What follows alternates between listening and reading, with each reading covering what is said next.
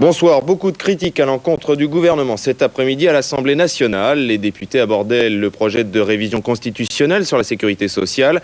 Critiques de tous bords, aussi bien à droite qu'à gauche. Certains estiment que le plan Juppé, si ambitieux au départ, est quelque peu vidé au fil des jours de son contenu. Patrice Desmazeries. Mais où prenez-vous donc vos informations? Il y a des informations qui font mal et qui ne plaisent pas au gouvernement. Vous constaterez que ce qui a été dit est fait. L'effort est équitable, il est sollicité de tous. Et avant de faire des procès d'intention, il faudra que vous lisiez attentivement les ordonnances. Et pourtant, il y a bien plusieurs bémols au plan Juppé sur la réforme de la sécurité sociale. Concession aux fonctionnaires à la suite des grèves, l'ajournement de la réforme des régimes spéciaux de retraite. Pour des raisons d'économie, report de la prestation d'autonomie, l'aide à domicile pour les personnes dépendantes. L'allègement des pénalités financières infligées aux médecins libéraux, pénalités qui ne seront pas finalement versées à la sécurité sociale, mais à un fonds de modernisation de la profession. Et pour finir, le report de l'imposition des allocations familiales. Que reste-t-il? Un nouvel impôt, le remboursement de la dette sociale, 0,5% prélevé sur tous les revenus, mis en place dès le mois prochain. Et aussi le renforcement des pouvoirs du Parlement qui devrait pouvoir fixer les grands choix financiers de la sécurité sociale après révision de la Constitution. Mais le vote du Parlement n'aura qu'un caractère indicatif sur l'évolution des dépenses de santé. Aujourd'hui, ce sont les députés de la majorité, RPR en tête, qui jouent les trublions. Ils ont obtenu qu'ils puissent débattre aussi des prévisions de recettes. Les baladuriens ne sont pas en reste. François Léotard demande que le gouvernement s'engage au plus vite dans la voie de la réforme fiscale. Le mauvais temps en France, de nouvelles pluies verglaçantes tombent actuellement sur l'Alsace et la Lorraine, prudence donc. En revanche, la situation s'améliore dans le sud-est du pays, où des pluies diluviennes se sont abattues. La décrue est amorcée ce soir pour de nombreux cours d'eau. 8 châteaux français pillés par la fille d'un milliardaire japonais. Kiko Nakahara avait acquis ces châteaux dans les années 80, non pas pour les restaurer, mais pour vendre aux enchères la quasi-totalité de leur mobilier. Aujourd'hui, elle est écrouée à la maison d'arrêt de Versailles. Bruce Toussaint. Acheté en 1989 par la société Nippon Sangyu pour 30 millions de francs, le château de Madame Dubarry à Louveciennes dans les Yvelines est aujourd'hui à l'abandon. On peut apercevoir, enfin c'est pas très facile, les moulures qui ont toutes été arrachées. On voit quelques croquis, alors je ne sais pas si vous voyez très bien, mais comme ça on se rend bien compte. Ici, c'était toutes des boiseries, avant, initialement. Donc, sans parler de la cheminée, évidemment, et tout le reste, c'était des boiseries partout, tout a été complètement arraché.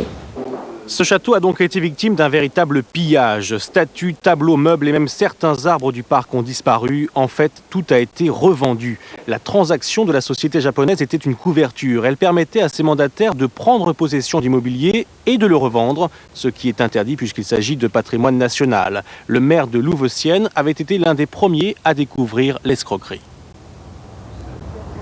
Nous avons obtenu le classement en 1994, en décembre 1994, le classement du château et du parc. Et cela permet aussi la procédure d'expropriation que je vais engager. L'affaire remonte en fait à 1984. À cette époque, la fille du PDG de cette société avait décidé de venir en Europe pour acheter une quinzaine de châteaux, dont 8 en France. Des châteaux qui ont tous connu le même sort.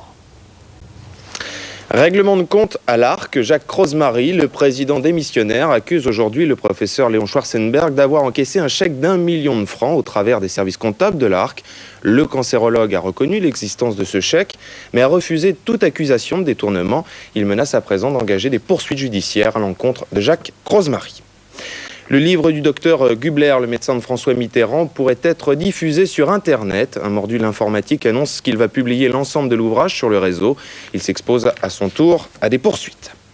Moins de morts sur les routes en 1995. La sécurité routière estime que le nombre de tués devrait être inférieur à 8500, soit une baisse de 0,4% par rapport à l'année précédente. Prévision du temps avec Sophie Levers.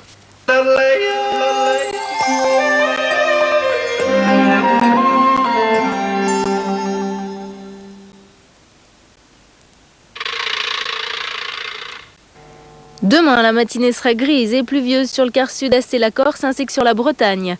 Il neigera à partir de 1500 mètres d'altitude sur les Alpes. Le ciel sera couvert sur le Nord-Pas-de-Calais et la Franche-Comté. Partout ailleurs, le temps sera variable avec en prime des averses sur le sud-ouest.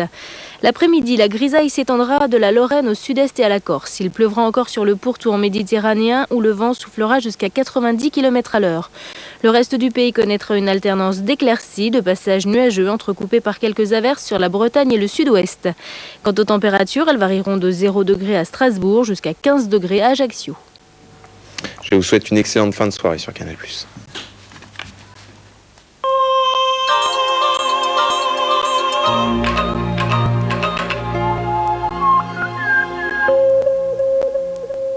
Cinéma, cinéma.